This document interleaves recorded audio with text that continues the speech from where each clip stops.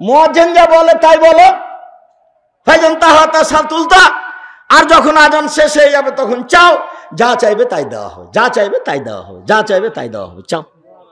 শুধু আল্লাহ রাব্বা হাজির দাওয়াতি তাম্মা বলে শেষ করতে হবে না। এক, পিছে পিছে বলতে থাকতে হবে। দুই, দুরূদে ইব্রাহিম পড়তে হবে। তিন, আল্লাহ রাব্বা হাজির দাওয়াতি তাম্মা পড়তে হবে। চার, যেটা প্রয়োজন সেটা চাইবেন। আব্দুর রাহিম হিসেবে হাত তুলবো কি? হ্যাঁ তুলেন। যদি হাত বলেন যে আমি চাই, তাহলে এই কাঁধ সামনাসামনি থাকবে, হাত মিলে থাকবে না, ফাঁকা থাকবে, যেই থাক, কোনো সমস্যা নেই। আর যদি বলেন যে এখনই দিতে হবে, এখনই দাও, আমার ছেলে জেলে গেছে, তাড়াতাড়ি বের করে দাও, এখনই দাও, আজকে দিতে হবে, তাহলে হাত এভাবে উঠাতে হবে, মাথার উপরে উঁচু করে। বোঝা গেল না কথা? মানে বগল যেন একবার পূর্ণ দেখা যায়। তখন প্রথমে ইসমে আজম পড়তে হবে। ইসমে আজম কোনটা? আল্লাহুম্মা ইন্নী আসআলুকা বিআন্নাকা আনতাল্লাহ লা ইলাহা ইল্লা আনতাল আহাদুস সামাদুল্লাযী লাম ইয়ালিদ ওয়া লাম ইউলাদ ওয়া লাম ইয়াকুল লাহু কুফুয়ান আহাদ। এত বড় মুখস্থ নেই। কোনটা তাহলে? দোয়া ইউনূস, লা ইলাহা ইল্লা আনতা সুবহানাকা ইন্নী কুনতু মিনাজ জালিমিন। এটা বলতে পারি কিনা? তাহলে সূরা ফাতিহার প্রথম 3 আয়াত ছোট্ট, আলহামদুলিল্লাহি রাব্বিল আলামিন আর রহমানির রহিম মালিকি ইয়াউমিদ্দিন, তিনটা বলার পরে দুরূদে ইব্রাহিম। এরপরে আপনার যা প্রয়োজন। তাহলে 1 নম্বরে প্রশংসা। ওটা ইসমে আজম মানে কি জানেন? প্রশংসা আল্লাহর। আলহামদুলিল্লাহি রাব্বিল আলামিন মানে কি জানেন? প্রশংসা। যখন তার প্রশংসা করলেন তখন বললেন উনি, হ্যাঁ ঠিক হয়েছে, এবার তুমি আমার কাছে চাও। মানুষও প্রশংসা প্রিয়। এনারা ধনী মানুষ, জয়পুরহাট জেলায় বাড়ি, এক জমিতে 3 বার ধান হয়, টাকা পয়সার অভাব নাই।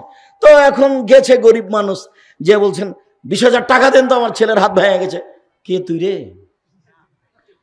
আর যদি বলেন ভাইজান আপনার কথা শুনি সবাকে, আপনি টাকা পয়সা দেন, আমি খুব গরিব মানুষ, আপনার প্রশংসা সবাই করে, আপনি আমাকে ফিরিয়ে দিয়েন না, তখন বলবো আচ্ছা ঠিক আছে, তুমি এখন যাও, দেখি একটু পরে কি করি। আর প্রথমে যদি এসে বলেন দেন তো টাকা 10,000, ও কি বলবে? প্রশংসা করা লাগে। মানুষ যদি প্রশংসা প্রিয় হয়, আল্লাহ সবচেয়ে বেশি প্রশংসা প্রিয়। প্রশংসা করলেই খুশি। 1 নম্বরে তার প্রশংসা, তার নাম ইসমে আজম। 2 নম্বরে দুরুদ। দুরুদ না পড়লে দোয়া আটকা থেকে যাবে, উপরে উঠবে না, এই জন্য দুরুদ। 3 নম্বরে এটা চাই, দিয়ে দাও। এভাবে চাইবো, দিব, এরকম চাইবো, এখনই দিতে হবে। বুঝা গেল না কথা? আপাতত এখানে কথা শেষ করলাম। 3, ইশরাকের সালাত। উপস্থিত দিনী বৈঠকের মুসলিম বোন, কথা বলবেন না, সন্দেহ হয়ে আসছে, মুখ খুলবেন না। আপনাকে বলছে, এই মেঘ, কথা বলছো কেন? তোমার শরম হয় না? তোমাকে তো বলছি, মাথার চুল খুলে রেখেছো, পাঞ্জা পাঞ্জা চুল সবকে দেখাচ্ছ, আবার ফের কথা বলছো কেন? হিসাব পাও না? শরম পাও না? জাতিকে পাপী করে জান্নাত কেনার চেষ্টা করো, জাতিকে পাপী করে নিজেকে শিক্ষিতা দেখাচ্ছ। উপস্থিত বৈঠকের মুসলিম বোন, চুপ থাকেন। আপনি তো আমার জন্য এসেছেন, কথা শোনার জন্য, আর আমি কষ্ট করে আপনার জন্য এসেছি। আপনি মুখ খুলবেন কেন? আজকে কোনো শ্বশুর বাড়ি, বিবাহের বাড়ি এসেছেন যে গল্প করছেন না? তো আজকে আত্মীয় স্বজনের বাড়ি এসেছেন, আজকে মরা মানুষকে দেখতে এসেছেন, এর কথা গল্প শুনছেন? শুধুমাত্র কোরআন এবং হাদিসের কথা শুনতে আসা হয়েছে। এক খেলে চেয়ে থাকবেন, আর কোনো প্রয়োজন দেখাবেন না। ঢং ঢং করে এসেছেন, ঢং ঢং করে চলে যাচ্ছেন। আবার কোন ঢং? গল্প করতে করতে আসলেন, কার সাথে আবার গল্প করতে করতে চলে যাচ্ছেন? এটা মহিলা মানুষ হলো? ইশরাকের সালাত। আল্লাহ নবী বলছেন, কেউ যদি ফজরের সালাত জামাতে পড়ে, হালকা করছি বিবরণ, লম্বা বিবরণ অন্য সময় শুনবেন। ফজরের সালাত জামাতে পড়ে বসে থাকবে, সুবহানাল্লাহ আলহামদুলিল্লাহ বলবে, সূর্য উঠে গেছে 2 রাকাত পড়বে, তাহলে ওর নেকি হবে কবুল হজের সমান, কবুল উমরার সমান, কবুল হজের সমান, কবুল উমরার সমান, কবুল হজের সমান, কবুল উমরার সমান। বুঝা গেল না কথা? মনে হয়। আবার বলি, ফজরের সালাত কিভাবে পড়বেন? জামাতের সাথে পড়বেন, তারপর ওখানে বসে থাকবেন, তাসবিহ তাহলিল জিকির আজকার করবেন, পেশাব পায়খানা লাগলে টয়লেটে যাবেন, এসে আবার বসবেন ওখানে। কোনো গল্পে জড়াবেন না, বাড়ির কোনো কাজে লিপ্ত হবেন না, বসে থাকবেন ওখানে। পেশাব পায়খানা লাগিয়ে যাবেন, সূর্য উঠে যাবে, 2 রাকাত সালাত আদায় করবেন। হজ করলে যেমন নেকি হয়, উমরা করলে যেমন নেকি হয়, তেমন নেকি হবে। কবুল হজ, কবুল উমরা, কবুল হজ, কবুল উমরা, কবুল হজ, কবুল উমরা। আল্লাহ নবী কথাটা 3 বার বললেন। এখন বুঝা গেল কি না এখনো বেখেয়াল ছিলেন? ইশরাকের সালাত তার নাম। এবার চলেন চাস্তের সালাত। আল্লাহ নবী বললেন পৃথিবীর মানুষ শুনে রেখো, আদম সন্তানের প্রত্যেকটা জোড়ের বিনিময়ে দান করতে হবে। জোড়, জয়েন্ট। জোড় বুঝেন কি আপনারা? এই যে জয়েন্ট, এখানে একটা, এখানে একটা, এখানে একটা, তো 360টা জোড় আছে আদমের সন্তানের গায়ে। তো 360টা জোড়ের বিনিময়ে দান করতে হবে। তখন আল্লাহ রসুল বললেন তখন সাহাবীগণ বললেন কে পারবে এত দান করতে? তখন আল্লাহ রসুল বলছেন শোনো, সুবহানাল্লাহ বললে দানের নেকি হয়, আলহামদুলিল্লাহ বললে দানের নেকি হয়, লা ইলাহা ইল্লাল্লাহ বললে দানের নেকি হয়, আল্লাহু আকবার বললে দানের নেকি হয়, ভালো কাজের আদেশ করলে দানের নেকি হয়, মন্দ কাজের নিষেধ করলে দানের নেকি হয়। সব মিলে যত নেকি হয়, চাস্তের 2 রাকাত সালাত আদায় করলে তত নেকি হয়। 7:30, 8টা, 9টা যখন কাজে বের হচ্ছেন, যখন কাজে ব্যস্ত, তখন এটা চাস্তের সালাত, সালাতুল আওয়াবিন 10:30, 11টার সময়। যায়েদ বিন আরকাম বলছেন এই লোকগুলি চাস্তের সালাত আদায় করছে 8:30, 9টা, 7:30, 8টার সময়। এই লোকগুলি যদি সালাতুল আওয়াবিন পড়ে তাহলে এর চেয়ে বেশি নেকি পাবে। আল্লাহ নবী বলছেন সালাতুল আওয়াবিন হচ্ছে ওই সময়ে যখন উটের বাচ্চা, ঘোড়ার বাচ্চা দাঁড়িয়ে থাকতে পারে না, বালু গরম হয়ে গেছে, বালু গরম হয়ে গেছে, দাঁড়িয়ে থাকতে পারে না, খালি ছুটাছুটি করছে। এই সময় হলো আওয়াবিনের সালাত। অনুমান 10:30, 11টা, 11:30। বুঝা গেল না কথা? মহিলা বৈঠকে বুবু বলেছে মাগরিবের পরে 6 রাকাত পড়িও বুবু, সেটা হবে সালাতুল আওয়াবিন। বুর কথায় একেবারে মিথ্যে। সালাতুল আওয়াবিন হলো 10:30, 11টা, 11:30টার সময়, যা চাস্তের চেয়ে উত্তম। এরপরে হলো সালাতুল হাজা। এবার সবার জন্য অতীব জরুরি সালাতুল হাজা। একটু দেখায় হালকা করে, বিপদে পড়লে সালাতুল হাজা প্রয়োজনীয় সালাত, দুর্ঘটনায় সালাতুল হাজা প্রয়োজনীয় সালাত। ছেলের নামে দুর্ঘটনা শোনা গেছে, 2 রাকাত সালাত আগে, যে কোনো সমস্যা, যে কোনো বিপদে 2 রাকাত সালাত। ওই যে ইব্রাহিম আলাইহিস সালামের স্ত্রী আর 2 জন যাচ্ছিলেন, আটকা পড়ে গেলেন, বললেন আপনার সাথে ইনি কে? ইনি আমার বোন। শোনো সারা, তুমি আমার বলো না ইনি আমার ভাই, তাহলে কিন্তু আমি মিথ্যুক হয়ে যাব সারা। আর মনে রেখো সারা, মাটির ওপরে মাত্র 2 জন মুসলমান, আমি আর তুমি, এই হিসাব আমরা ভাই বোনও বটে সারা। আমাকে যেন ভাই স্বামী বলো না, আমি কিন্তু ওদের বলে দিয়েছি তুমি আমার বোন। এরপরে বললেন যে স্বৈরাচারী শাসক তোমায় ডেকে পাঠিয়েছে, যাও। এবার সারা স্বৈরাচারী শাসকের ঘরে ঢুকলেন। যেমন ঢুকেছেন তেমনি স্বৈরাচারী শাসক দাঁড়িয়েছে, তার গায়ে হাত লাগাবে। তখন সারা বলছেন এই থামেন, আগে ওযু হবে, 2 রাকাত সালাত হবে, তারপরে কোনো কথা। এই দেখেন সালাতুল হাজা, প্রয়োজনে বিপদে পড়ে সালাত। এবার সারা সুন্দর করে ওযু করে 2 রাকাত সালাত আদায় করে বলছেন আল্লাহুম্মা ইন কুনতা আমানতু বিকা ওয়া রাসূলিকা, হে আল্লাহ, আমি যদি তোমাকে আল্লাহ বলে মেনে থাকি, আমি যদি তোমার নবী ইব্রাহিমকে নবী বলে মেনে থাকি, আমার জিন্দেগি যদি আমি জেনা কোনোদিন না করে থাকি, আমার স্বামী ছাড়া আবার লজ্জায় স্থান কাউকে আমি ব্যবহার করতে দিনি, এই কথা 3টা যদি সত্য হয়ে থাকে, ফলা তুসাল্লে তালাল কাফেরা, তাহলে নির্জন ঘরে কাফের যেন আমার গায়ে হাত লাগাতে না পারে। কথা শেষই হয়নি, স্বৈরাচারী শাসক অজ্ঞান হয়ে পড়ে গেছে। বুখারী মুসলিম। তোমার মা বলতে পারবে তুমি কষ্ট পাচ্ছ, আমার মাকে বলে বলছেন কেন হুজুর? আব্দুর রাজ্জাক সাহেব আপনাকে কত ভালোবাসি, তোমার মাকে বললেই তো তোমার কষ্ট মনে থাকবে, এই জন্য বলছি। তোমার মা এখন ছোটবেলা পড়ে আছে, পেট পিট সবাই দেখে, তোমার মা আল্লাহকে কি বলবে বলো? দেখেছো কেমন সাহস? 1, যদি তোমাকে বিশ্বাস করে থাকি, 2, ইব্রাহিমকে যদি নবী বলে বিশ্বাস করে থাকি, 3, জিন্দেগিতে কোনোদিন জেনা করিনি, এই কথা 3টা যদি সত্য হয়ে থাকে, ও যেন আমার গায়ে হাত লাগাতে না পারে। হাদিস তো বুখারী মুসলিম। বলা শেষই হয়নি, অজ্ঞান হয়ে গেছে। এর নাম ঈমানি ক্ষমতা, এর নাম হলো ঈমানি ক্ষমতা। তোমার মা পারে? তোমার মা কি দিয়ে পারবে? এ বাড়ি ও বাড়ি যায়, ছোটবেলা ওজ পড়ে, পর্দা করে না, অথচ টাকা পয়সা আছে, গাড়ি বাড়ি আছে, পেশাবখানা আছে, পায়খানা আছে, বাড়ির চতুর্দিক ঘেরা আছে। আরে এটা তো জয়পুরহাট, এটা তো ময়মনসিংহ নয়, যে বাড়ির সবই ফাঁকা। আর এটা তো জয়পুরহাট, এটা তো সাতক্ষীরা নয়। এখানে একটা বাড়ি, এখানে আর একটা ঘর, মধ্যে গরুর গাড়ির রাস্তা, এর নাম সাতক্ষীরা। ময়মনসিংহ ওইদিকে একটা ঘর, এদিকে একটা ঘর, মধ্যে গরুর গাড়ির রাস্তা, এর নাম সাতক্ষীরা। বলে জয়পুরহাট না, জয়পুরহাট এমন নয়, চতুর্দিক ঘেরা আছে, ভিতরে টিউবওয়েল আছে। তো এইখানে আপনাকে বাইরে যাওয়া লাগে কেন? পেশাবখানা আছে, পায়খানা আছে। কেউ প্রয়োজনে আপনার কাছে আসবে, আপনি কেন গেলেন সেখানে? এই ছেলে, তোমার কেমন মা গো? তোমার বাপ নাই নাকি?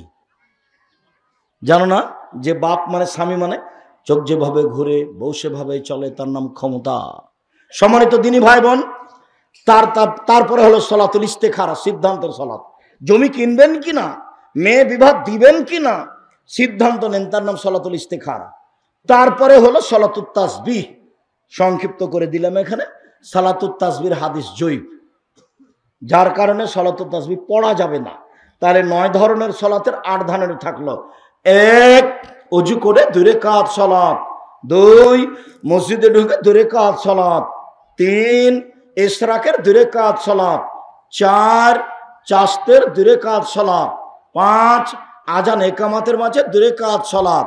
6, সলাতুল আওয়াবিন। 7, সিদ্ধান্তের সলাত। 8, প্রয়োজনীয় সলাত। 9, সলাতুত তাসবিহ। তা আমরা 9 নাম্বারটা আলোচনা করলাম না। 1, অজু করে 2 রাকাত সলাত। 2, মসজিদে ঢুকে 2 রাকাত সলাত। 3, আজান এবং একামাতের মাঝে 2 রাকাত সলাত। 4, সূর্য ওঠার পর পরই 2 রাকাত সলাত। 5, 7:30, 8টা, 8:30টার সময় 2 রাকাত সলাত। কত দূরে এসছে? 6, সলাতুল আওয়াবিন, 10:30, 11টার সময় সলাত। 7, প্রয়োজনীয় সলাত। 8, সিদ্ধান্তের সলাত, সলাতুল ইস্তেখারা। 9, সলাতুল তাসবিহ। 1 রাকাতে 75 বার, 4 রাকাতে 300 বার পড়তে হয়। সুবহানাল্লাহ ওয়া আলহামদুলিল্লাহ ওয়া লা ইলাহা ইল্লাল্লাহু আকবার। আপাতত এই পর্যন্ত বলে আলোচনার শেষের দিকে এসে বলছি, স্বামী হলে 5টা জিনিস লাগে, আর মহিলা হলে 4টা জিনিস লাগে, তাহলে জান্নাত পাওয়া যায়। স্বামী হলে 5টা জিনিস লাগে। 1, যে মানের খাচ্ছেন সে মানের খাওয়াবেন। 2, যে মানের পড়ছেন বউকে সে মানের পড়াবেন। 3, বউকে কটু কথা বলবেন না, ভুলেও কখনো বলবেন না ঠোঁটটা কালো, একবারও বলবেন না। 4, মুখের উপরে মারবেন না। 5, নিজের বাড়ি ছাড়া কোথাও থাকতে দিবেন না, খালার বাড়ি ফুফুর বাড়ি যেতে পাবে না, দুর্ঘটনা ছাড়া কোথাও যেতে পাবে না, তার নাম স্বামী। বাজারে যাওয়ার তো কোনো প্রশ্নই আসে না। এই 5টা হলো স্বামীর জন্য। 4, যে কোনো মহিলা 4টা কাজ করলে জান্নাত চলে যাবে। 1, 5 ওয়াক্ত সালাত। 2, রমজান মাসের রোজা। 3, স্বামীকে মেনে চলা। 4, জেনায় লিপ্ত না হওয়া। এই 4টা করলে জান্নাতে চলে যাবে। কুল ফিহিমা ইসমুন কাবীর, আপনি বলে দেন দুটাতেই মহাপাপ হয়। জুয়া খেললেও মহাপাপ হয়, আর মদ খেলেও মহাপাপ হয়। ইন্নামাল খামরু ওয়াল মাইসিরু ওয়াল আনসাব ওয়াল আজলাম রিজসুম মিন আমালি শয়তান।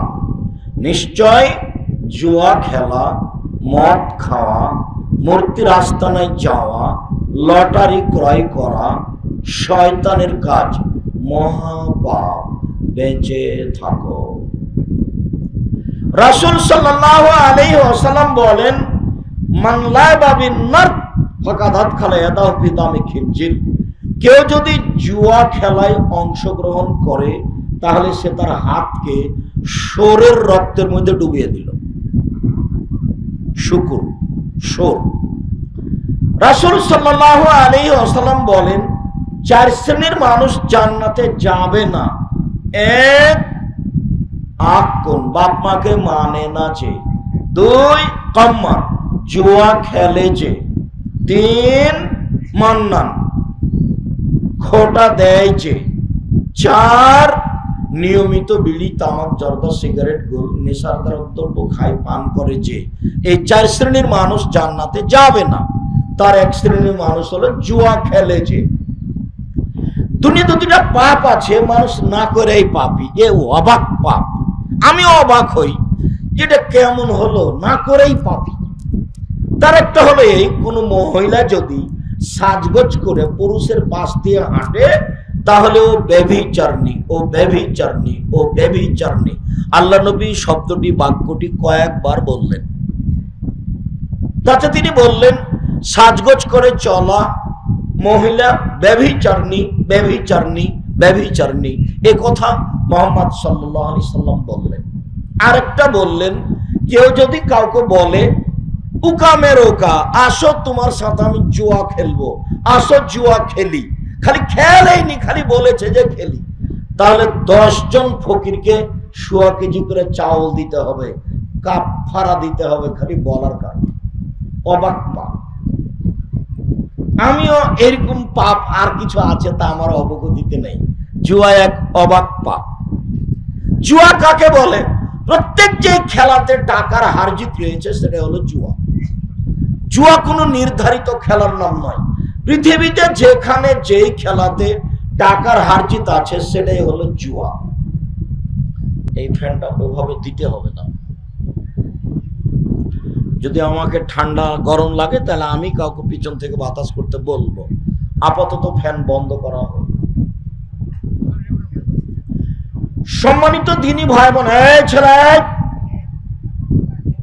কারো গায়ে হাত দিয়ে বসে থাকবে না, একবারে রেডি। পাখি যেন মনে করে তুমি পাথর। আমার কথা ধরে রাখতে হবে।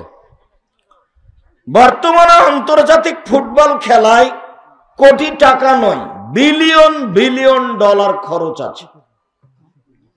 ট্রিলিয়ন ট্রিলিয়ন ডলার খরচ আছে, কোটি টাকা নয়, কোটি কোটি টাকা খরচ আছে।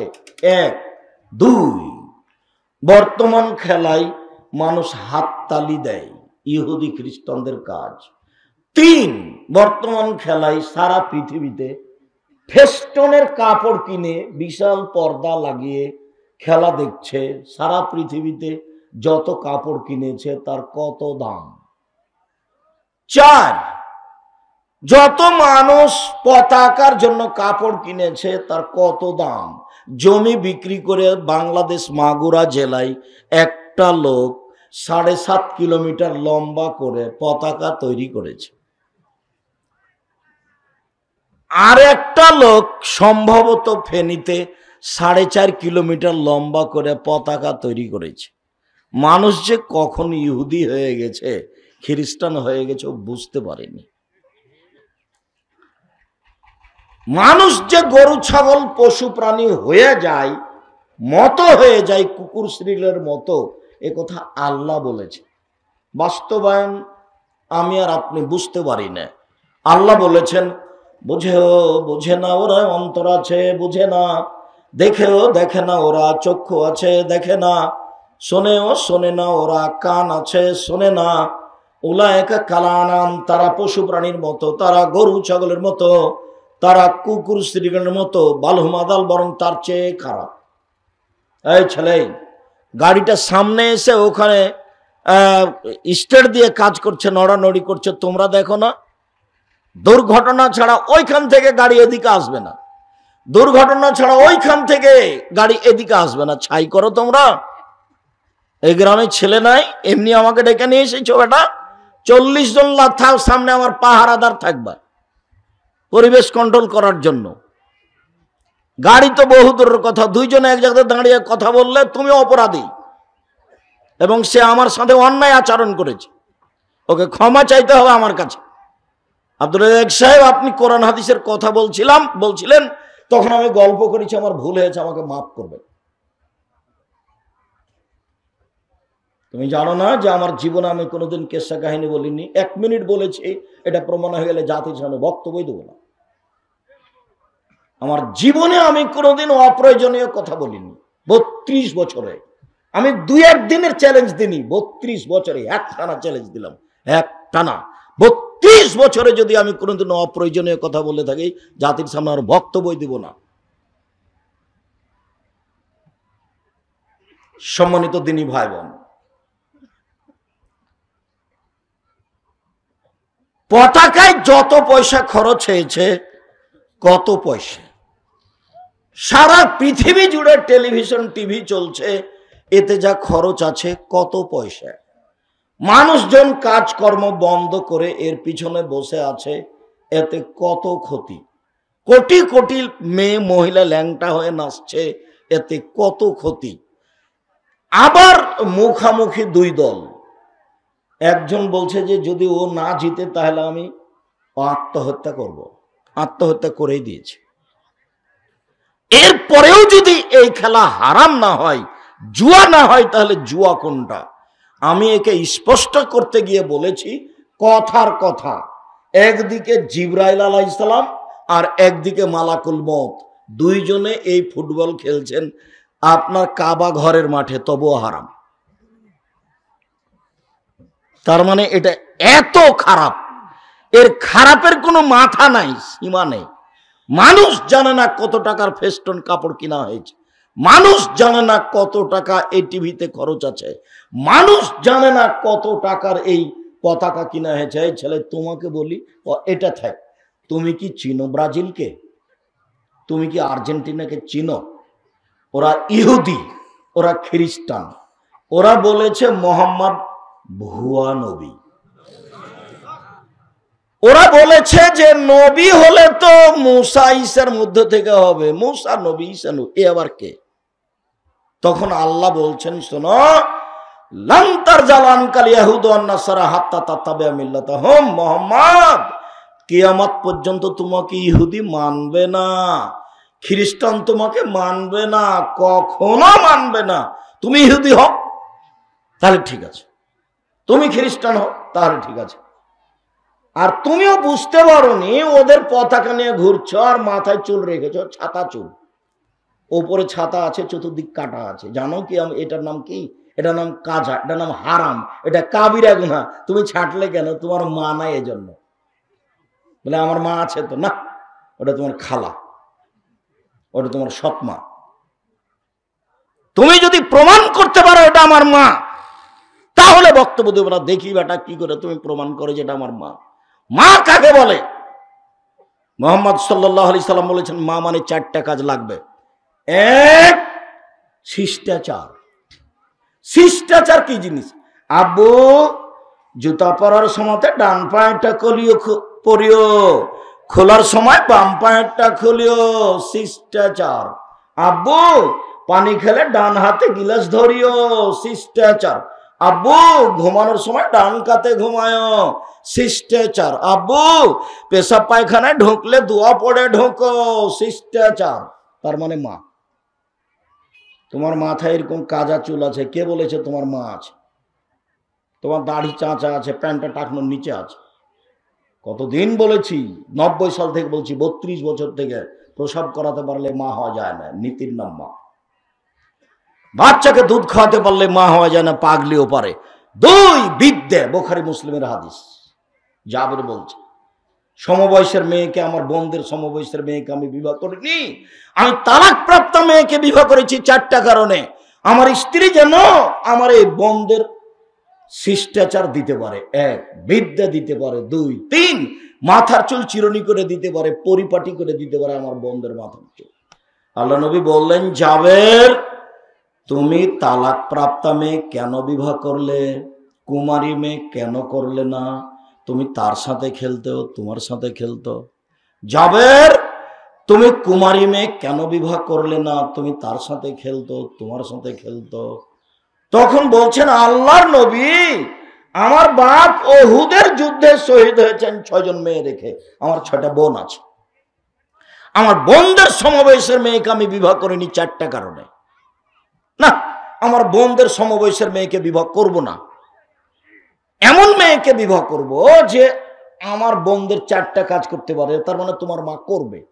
1 শিষ্টাচার, 2 বিদ্যা, 3 চুল পরিপাটি, শরীর হাত গাও গত পা হাত পরিপাটি করে রাখা, 4 পাহারাদার। তোমার মা তোমার জন্য পাহারাদার, তোমার মা তোমার বোনের জন্য পাহারাদার। তোমার বোন এখন হাঁটছে মাথায় কাপড় না দিয়ে, কে বলেছে এটা তোমার মা? কিসের মা তোমার পাহারাদার? বেটা তোমার মাই সংসার ধ্বংস করেছে। তোমার মা এখনো ছোটবেলা উপরে ল্যাংটা হয়ে বসে আছে, পেট পিট দেখা যায়, কে বলে সেটা তোমার মা? এটা তোমার মা নয়, এটা তোমার খালা, এটা তোমার সৎ মা, এটা তোমার মা নয়। তুমি মা প্রমাণ করো, কি দিয়ে করবা? আমি বুখারী মুসলিমের হাদিস তোমার সামনে পেশ করে দিলাম। এর মাপে তোমার মাকে রাখো, যদি হয় তাহলে ঠিক, আর যদি না হয় তাহলে এটা তোমার খালা, যদি না হয় তাহলে এটা তোমার সৎ মা। তোমার মা তো সত্য, এই কথাই ঠিক, আমিও জানছি। মা কাকে বলে দিয়ে প্রমাণ করো তুমি মাকে। মা যে 4টা কাজ করতে পারে। এখন তোমাদের একটা ইস্টার্ন ইন্ডাস্ট্রিজ আছে বা একটা বড় ধনী মানুষ বাড়িতে পাহারাদার রেখেছে। পাহারাদার যদি শুনেছে মালিক সকালে যে রাতে ঘুমিয়েছিল, তখন সকালে মালিক বলছে তোর হবে না রে, তোর চাকরি এখানে হবে না, তুই যা। তোকে কি ঘুমানোর জন্য পাহারাদার রেখেছে? তা আপনি একজন লোককে 7,000 8,000 টাকা বেতন দেন, একদিন ঘুমালছে সেই জন্য সকালে বিদায় করে দিলেন, আর আল্লাহর নবী বলছেন আপনার স্ত্রী পাহারাদার। নেন এবার। আমি বুঝাতে পারি না মনে হয়? আমি কি আসলে কথা বুঝাতে পেরেছি? যদি বুঝাতে না পারি তাহলে এটা আমার অক্ষমতা। হাদিস তো বুখারী মুসলিম, এই হাদিস বুখারীতে কয়েকবার এসেছে, অন্তত 20 বার এসেছে। সম্মানিত দিনী বোন, সম্মানিত দিনী ভাই, অজু করে 2 রাকাত সালাত। উকবা ইবনে আমির রাদিয়াল্লাহু তাআলা আনহু বলেন, একটু কথা আর একটু স্পষ্ট করে নি। আল্লাহর নবী বলছেন খালিফুল ইয়াহুদা ওয়ান নাসারা, পৃথিবীর মানুষ ইহুদি খ্রিস্টানদের বিরোধিতা করো, পৃথিবীর মানুষ ইহুদি খ্রিস্টানদের বিরোধিতা করো। বলতে থাকলেন, বলতে থাকলেন। এবার মক্কা থেকে মদিনায় চলে আসলেন। দেখছেন যে মদিনার লোকেরা মুহররমের 10 তারিখে সিয়াম থাকে, রোজা। তো তিনি জিজ্ঞাসা করলেন, এই শোনো মদিনার লোকেরা, তোমরা মুহররমের 10 তারিখে রোজা থাকো কেন? তখন জনগণ বলল, মুহররমের 10 তারিখে আল্লাহ ফেরাউনকে ডুবিয়ে দিয়েছেন, মুসা আলাইহিস সালামকে বাঁচিয়ে দিয়েছেন, এই জন্য আল্লাহর শুকরিয়া আদায় করি, মুহররমের 10 তারিখে রোজা থাকি। তখন আল্লাহ রাসূল বলছেন, আচ্ছা আচ্ছা আচ্ছা ঠিক আছে, আমি তোমাদের চেয়ে বেশি শুকরিয়া আদায়তে হক রাখি, আমিও 10 তারিখে সিয়াম থাকলাম, আমার সঙ্গী সাথী সাহাবী তোমরাও থাকো। যেমন বলেছেন তেমন সাহাবীগণ বলছেন, বলেন কি আপনি? মুহররমের 10 তারিখে সিয়াম থাকবো মানে? দিন রাত বলছেন আপনি যে ইহুদিদের বিরোধিতা করতে হবে, খ্রিস্টানের বিরোধিতা করতে হবে। এই দিন হলো তাদের বড় দিন, ওরা এই দিনকে মানে। এই দিনে ফেরাউন ডুবে গেছে, এই দিনে মুসা বেঁচে গেছেন, ওরা এই দিনকে বড় দিন মানে। আমরা এই দিনে সিয়াম থাকবো মানে থাকবো না।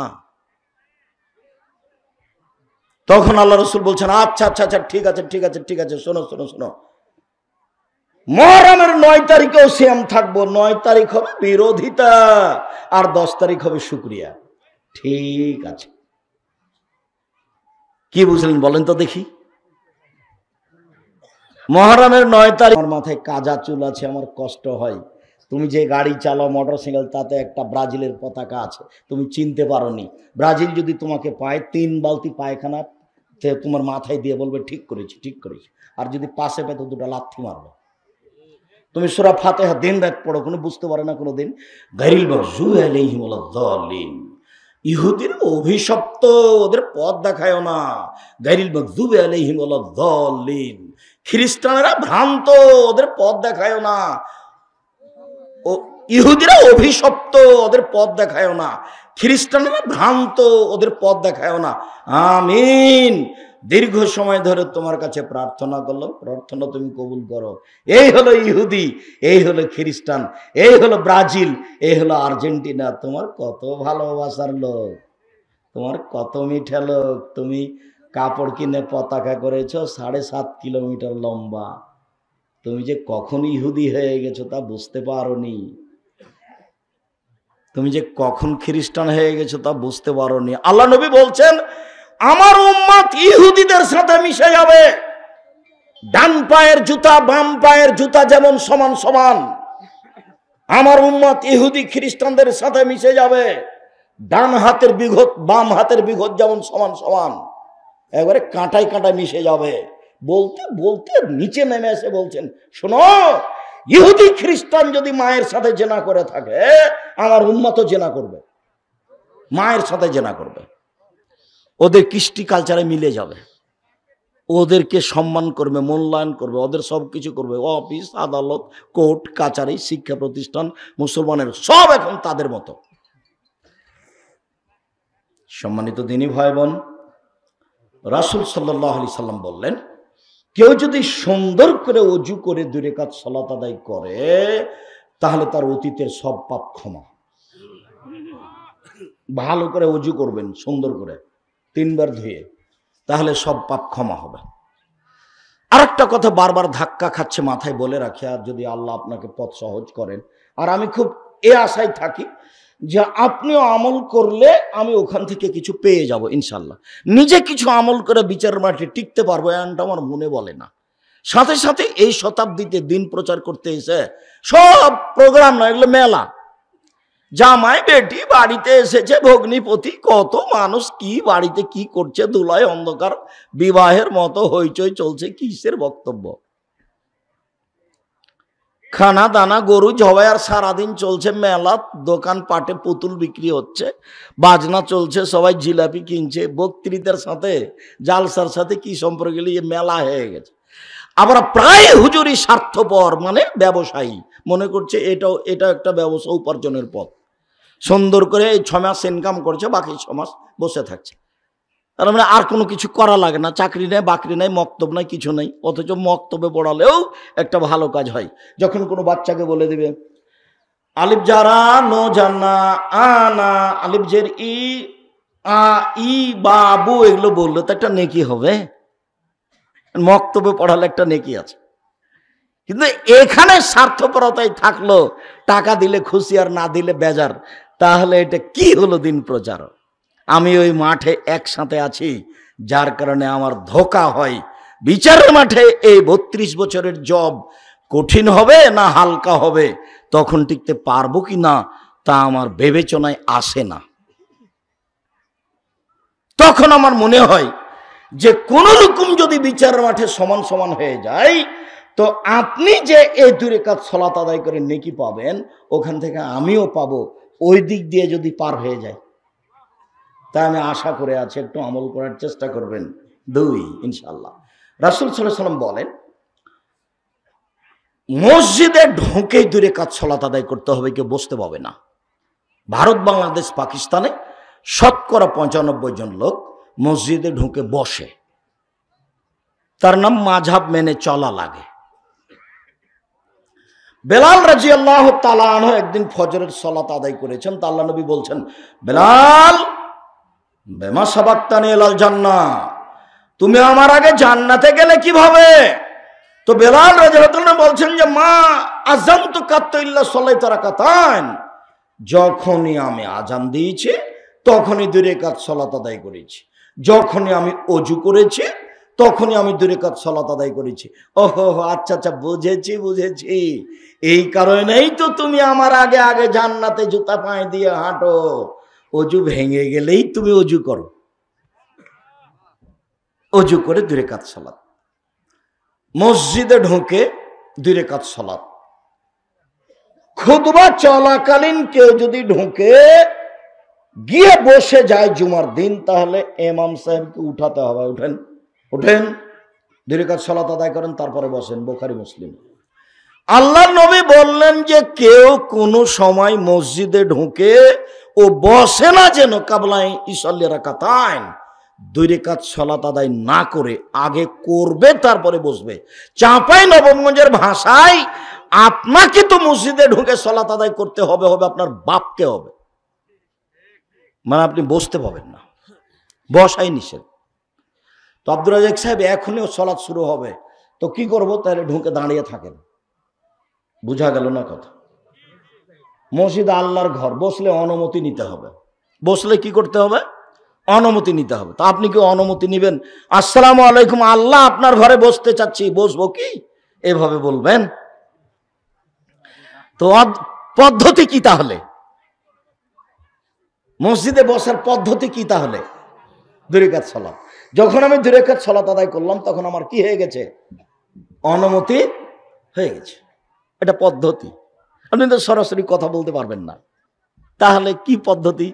আল্লাহ বলছেন আল মাসাজিদু লিল্লাহ, মসজিদ হলো আল্লাহর ঘর। তা আপনি ঢুকে বসতে চাচ্ছেন, তো কিভাবে বসবেন? বলে 2 রাকাত সালাত আদায় করার নাম হলো অনুমতি।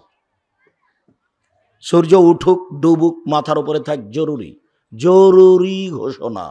ঢোকে আগে 2 রাকাত সালাত আদায় করতে হবে, তারপরে বসো। 3, আজান এবং একামাতের মাঝে 2 রাকাত সালাত। আজান এবং একামাতের মাঝে 2 রাকাত সালাত। বেলাল রাদিয়াল্লাহু তাআলা আনহুকে যখন আল্লাহ নবী জিজ্ঞাসা করলেন, বেলাল তুমি আমার আগে জান্নাতে জুতা পায়ে দিয়ে হাঁটো কি করে? কি আমল করো তুমি?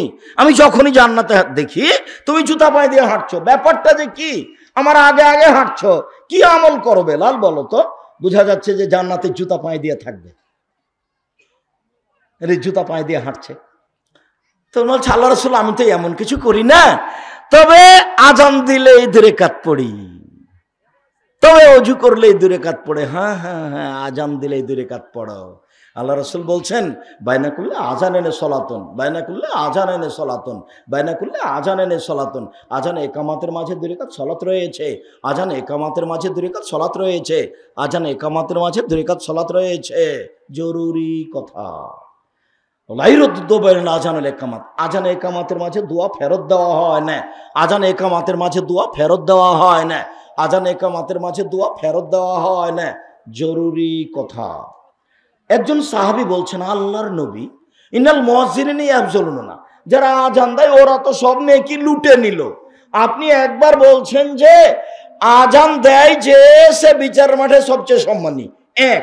2, আপনি একবার বলছেন যে আজানের শব্দ যতদূর যায় পশু প্রাণী গাছপালা পদার্থ জড় পদার্থ সবই বলবে আল্লাহ মুয়াজ্জিনকে মাফ করো।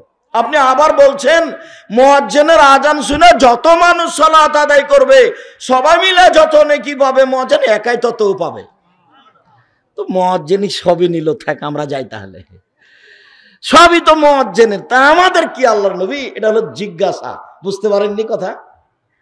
তখন বলছেন আল্লাহ রাসূল থামো থামো থামো থামো, কুল মা ইয়াকুলুল মুয়াজ্জিন, মুয়াজ্জিন যা বলে তোমরা তা বলো। এই ছেলেরা খুব সাবধান, এই চতুর্দিক ঘেরাটাই ভুল হয়েছে। এখানে কি আমরা বেটি ছেলে আছি ঘেরে রেখেছেন, চতুর্দিক খোলায় ভালো ছিল, তাহলে সবাই দেখতে পাতো। ও মনে করছে আমি নাগালের বাইরে আছি, দিয়ে গল্প করতে থাকে, ভারী লাগে না। আমরা তো ঢাকা আছি, তখন ওরা মনে করছে ঠিকই আছে গল্প করো। তো পশু প্রাণীর মতো দিন কাটাচ্ছে, আর হুঁশ আছে যে আমি এখানে বসে আছি কেন, গল্প করছি কেন, লজ্জা আছে। আর আপনার ভুল হয়েছে, আপনাকে ওকে বলে আসতে, বেটা যাস না বেটা, আজকে আব্দুর রাজ্জাক সাহেব আসবে, আমাকে অপমান করিস না বেটা, তুই যাস না। সম্মানিত দিনী ভাই বোন, এই ছেলেরা তোমরা যারা দায়িত্ব পালন করছো মুখে কথা বলবে না। বলছিলাম সবই তো মুয়াজ্জিন নিল, তা আমরা কি করব তাহলে? আরে তোমরা কি করবো মানে